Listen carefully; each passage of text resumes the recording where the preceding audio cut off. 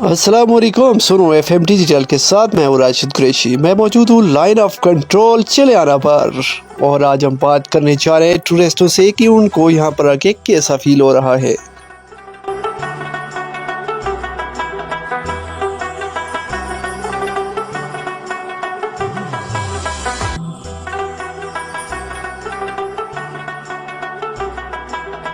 अस्सलाम वालेकुम।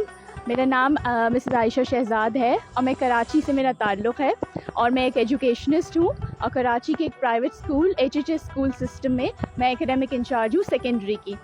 और शोबा तालीम से वाबस्ता होने की वजह से ज़ाहिर सी बात है कि मुझे हिस्ट्री और जोग्राफ़ी पढ़ाती रही हूँ। जब मैं पढ़ाती थी तो ये सब इलाक़े जो हैं बच्चों को पढ़ाने के लिए मैं और ज़्यादा इन पर रिसर्च करती थी और पढ़ती थी। तो अब मैं वो सब कुछ देख रही हूँ अपनी आँखों से। और यहाँ पे इंडिया का फ्लैग जब मैंने चढ़ते हुए देखा तो मुझे बहुत दुख हुआ और कायद आज़म की मुझे एक बात याद आई कि कायद आज़म ने कहा था कि माई मौत ईट इन पाकिस्तान।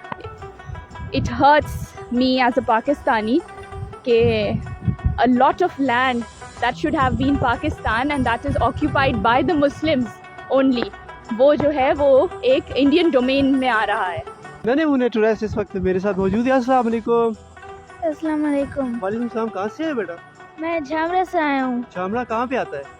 मियाँवाली में। मियाँवाली से आए हो। कैसा लग रहा है कश्मीर में आके? बहुत अच्छा लग रहा है। नाम क्या आपका? मुहद्दिस।